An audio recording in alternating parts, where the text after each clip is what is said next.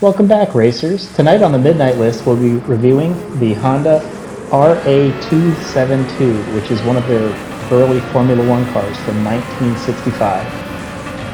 The 1965 Formula One season was dominated by British drivers and British teams, with Jim Clark taking 6 of the 10 races and Graham Hill winning 2 more. Jackie Stewart won 1 race in Monza, and the final race of the season would be a change of pace, with an American driver taking the win, piloting a Honda RA272. This was Honda's first win in Formula One, and it was completed in Mexico. Gran Turismo did a great job with the night sky, and it's hard to resist looking up in these open cockpit cars. Even without the VR headset, you can just look up with the D-pad. Getting back to the car, the RA272 was an evolution of the RA271 from 1964, which was Honda's first entry into Formula One. The engine was more powerful and more reliable than the 271. They decided to evolve the car instead of developing a new chassis because the regulations had announced that they were moving from the 1.5 liter engine to a 3 liter engine in 1966.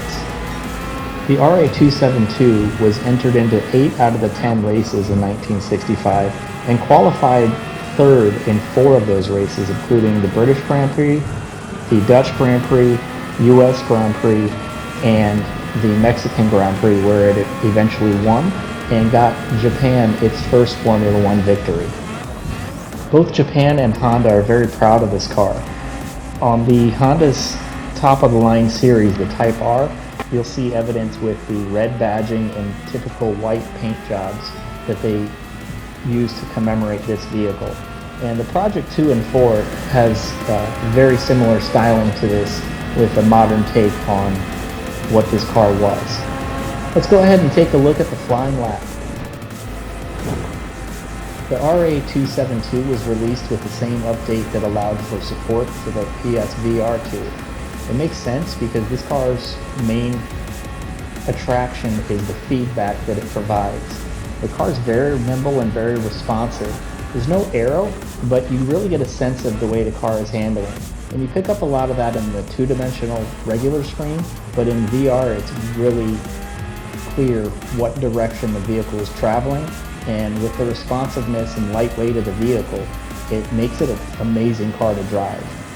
At $2.5 million, it's a little steep for early drivers, but I would snatch this thing up as soon as you can. This car instantly became my favorite car for Le Mans.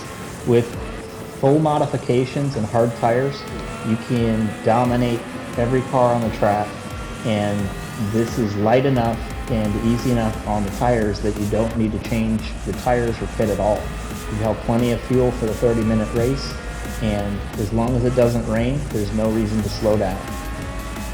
Figuring around $3 million after tires and mods, this car will pay for itself after 4 runs of the 30-minute run of Le Mans.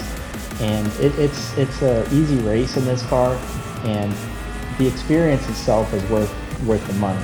So it's a useful car that's a lot of fun to drive, and it's something you'll never be able to really experience in real life because these cars were so dangerous. Nothing like this will ever exist again. On our midnight run, with the tire wear set to 5 and the fuel usage set to 5 times as well, we only used up about 10% of the tires, front and rear, and the car looked like it should have gone around 12 laps if we would have kept going. Let's see where it ended up on the list. Looks like it's going to end with a 1 minute 59 seconds .851, which puts it right behind the Toyota Celica GT4 rally car and right in front of the S2000 from Amuse. Even though it's 13th on the list, this car is excellent at Le Mans with hard tires, where it drops below 700 points fully modded. I'll show you my setup at the end of the race, and feel free to pause and copy it. Have you already purchased this car? What are your thoughts on it? Leave a comment down below, and we'll see if we're all on the same page. Thank you so much, and I hope you guys have a great night.